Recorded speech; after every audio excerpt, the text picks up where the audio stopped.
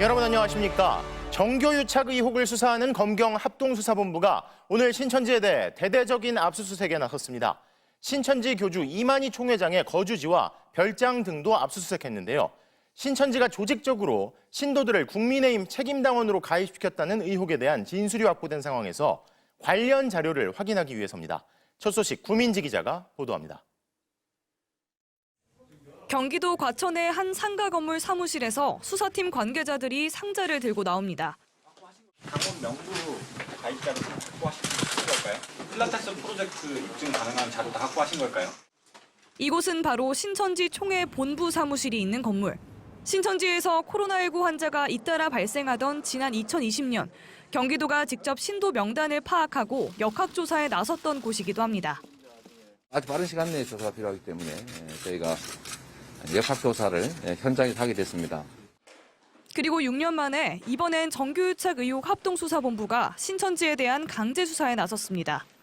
합수본은 교주인 이만희 총회장이 머무는 곳으로 알려진 경기도 가평의 평화연수원과 별장인 경북 청도 만남의 쉼터, 신천지 관계자들 주거지도 압수수색했습니다.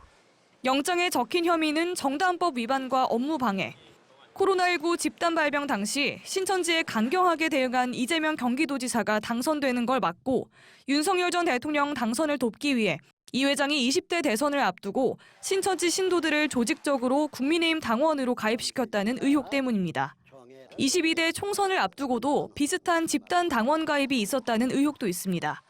합수본은 앞서 전직 신천지 간부들을 불러 조사하면서 필라테스 프로젝트라는 이름으로 당원 가입이 비밀리에 체계적으로 이뤄졌다는 진술을 확보했습니다. 총 목표와 확정수, 남은 수, 이어 팀별 할당량까지 정리해 보고했다는 겁니다. 전국에서 똑같이 잘 실행이 됐기 때문에 적어도 한 7만에서 8만, 수만 안팎으로 되지 않을까 생각이 들어요. 신천지 총회 간부들이 신도들에게 윤석열 후보를 찍으라는 전화를 했다는 진술도 나왔습니다. 이에 대해 신천지 측은 성도들의 동의하에 교인 명부를 제공할 의사가 있다며 관련 혐의를 부인하고 있습니다. 합수본은 압수물을 분석한 뒤 당원 가입을 독려한 교단 실세로 알려진 전 총무, 고모 씨 등 핵심 관계자들을 불러 조사할 예정입니다. MBC 뉴스 구민지입니다. 자, 그런데 이렇게 신도들을 당원으로 가입시켜 정치에 개입했다는 의혹을 받는 신천지는 아예 직접 신도들을 지방의회에 투입시켰다는 의심도 받습니다. 기초의회부터 거미줄처럼 포진한 이들이 신천지의 중앙정치 무대 진출에 가교 역할을 했다는 건데요. 이어서 김건휘 기자의 보도입니다. 경기 과천시 의회의 국민의힘 윤미현 의원. 신천지 활동 전력이 탄로나 의회에서 제명된 데 이어 지난 2023년 법원에서 유죄 판결을 받았습니다. 신천지를 봉사단체인 줄 알았다며 결백을 주장했던 그는 여전히 배지를 달고 있습니다. 저의 과거 신앙 문제 때문에 이게 문제가 불거져서 이런 결과가 나오게 된 것에 대해서는 동료 의원님들도 어려운 결정을 일단 법적인 단계에서 명예를 회복하기 위한 방법을 충청 지역의 한 시의원도 몇 년 전 유출된 신천지 신도 명단이라는 파일에서 이름이 발견됐습니다. 과거 신천지 관련 행사에선 이만희 대표 말씀이 가슴에 와닿는다는 인터뷰까지 했던 일도 드러났습니다. 강원 지역의 전현직 기초의원들 가운데도 신천지 연루설이 잇따르면서 논란이 불거졌습니다. 전국의 기초의회부터 거미줄 세력을 구축해 중앙 무대로 진출하기 위한 발판을 놓아왔던 겁니다. 신천지 핵심 간부들에겐 넌지시 출마 권유가 이루어졌다고 전직 간부들은 말합니다. 지렛대 역할, 계단 역할? 왜냐면 다리 놔줄 수 있잖아요. 너 이번에 도의원, 시의원에 출마해, 뭐 이런 거 있잖아요. 꽤 있어요. 여론조사 전화를 받으면 보수정당을 지지하라는 지령도 내려갔다고 합니다. 이 과정은 기록을 남기지 않기 위해 1대1 면담으로 진행됐다는 겁니다.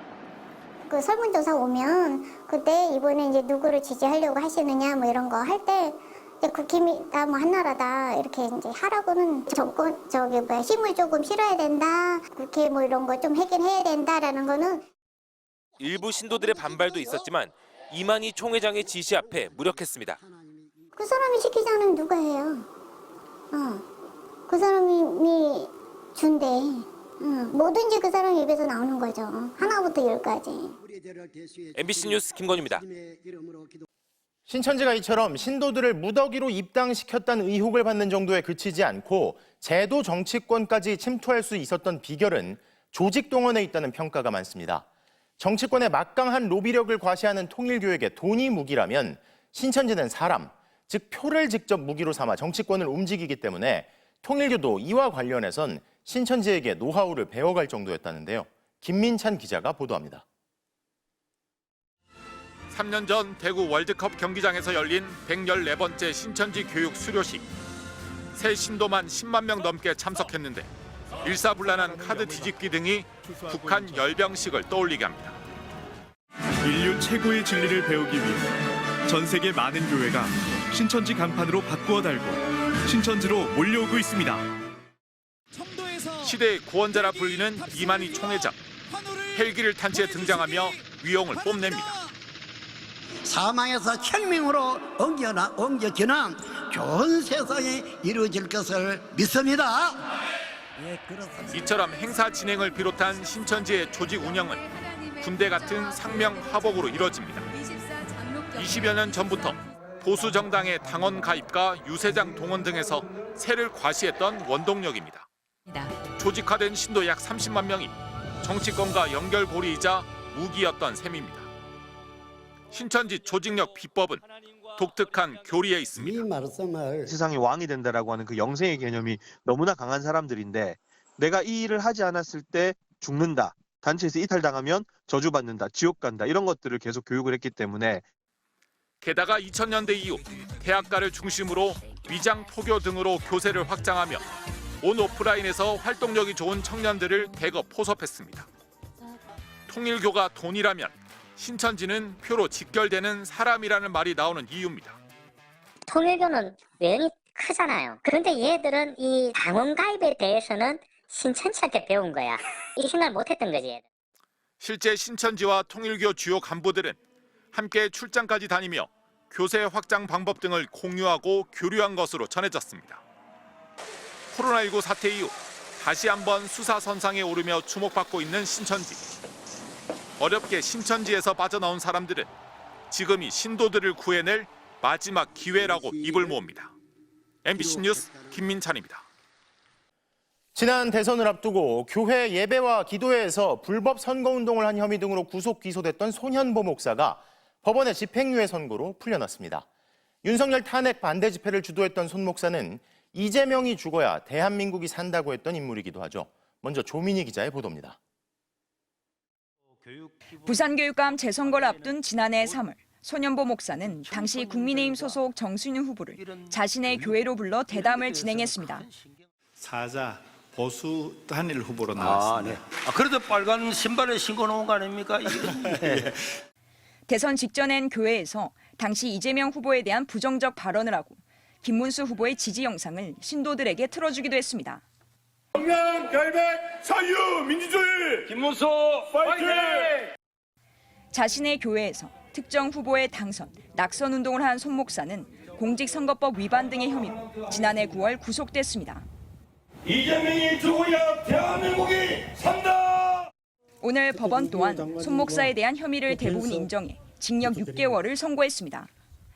특정 후보의 당선과 낙선을 도모하려는 의사가 명확한 선거운동을 벌였다는 겁니다. 손 목사 측이 주장한 종교자유 침해도 헌법과 법률이 정한 범위 내에서만 허용될 수 있다며 받아들이지 않았습니다. 하지만 손 목사 측이 사실관계를 인정하고 동종 범행으로 벌금형 처벌 외엔 다른 전력이 없다며 집행유예를 선고했습니다. 손 목사가 석방되자마자 법원 앞에서 기다리던 지지자들이 구속 당시 손 목사가 외쳤던 구호를 따라 외쳤습니다. 항소의 뜻을 밝힌 손 목사는 종교와 정치는 분리할 수 없다며 앞으로도 교회에서 정치 관련 발언을 이어가겠다는 의사를 밝혔습니다. MBC 뉴스 조민입니다. 법원이 집행유예로 풀어준 손 목사는 곧바로 종교와 정치는 구분할 수 없다는 반헌법적 발언을 시작으로 다짜고짜 미국 정치인들에게 감사하다는 인사를 전했습니다. 국가 간 치열한 협상이 이어지고 순간순간 국익이 갈리는 상황에서 나라를 위해 힘을 모으긴커녕 마치 자신을 국익 훼손에 사용해달라는 듯 종교 탄압 같은 억지 주장으로 상대방이 이용할 시비거리를 만들어주는 모양새입니다. 백승호 기자가 보도합니다. 징역형 집행유예를 선고받고 풀려났지만 손 목사는 법원의 판결을 받아들이거나 반성하는 기색은 전혀 보이지 않았습니다. 나는 정치적인 발언을 하는 게 아닙니다. 종교와 그거는 법원이 하는 이야기고 종교와 정치는 구분할 수가 없는 겁니다. 그러더니 지지자들에게 미국에 대한 감사 인사말을 전했습니다.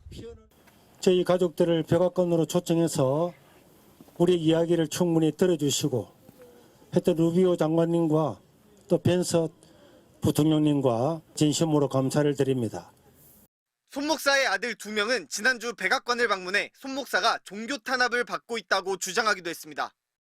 네, 이제 막 백악관에서 미팅들을 마치고 나오는 길입니다. 한국의 종교의 자유 문제, 교회 탄압 문제, 이런 일들에 대해서 시간을 내주고 손 목사 측은 이번 석방이 미국의 도움 덕분이란 자신감을 드러내기까지 했습니다.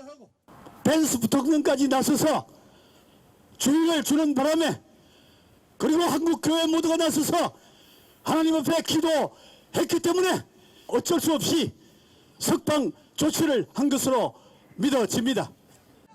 하지만 국내 극우 정치인들과 일부 기독교 세력이 줄곧 내세우고 있는 미국과의 교감에도 실제 미국이 취한 조치도 없고 통상 압력을 위한 정치적 소재로 이용할 뿐입니다. 벤스 미국 부통령도 최근 김민석 국무총리를 만난 자리에서 소년보 목사를 언급했지만 우리 정부는 종교 탄압이 아닌 선거법 위반이라는 점을 분명히 했습니다. 벤스 부통령은 한국의 시스템을 존중한다는 전제하에서 이 문제에 대해서도 오해가 없도록 잘 관리했으면 좋겠다라는 요청을 했습니다. 이번 판결에 대해 더불어민주당은 종교의 외피를 쓴 불법 선거운동임을 드러낸 당연한 판결이라고 평가했고 국민의힘은 종교 지도자를 구금하고 구속한 데 대해 매우 안타깝게 생각한다는 입장을 밝혔습니다. MBC 뉴스 백수입니다.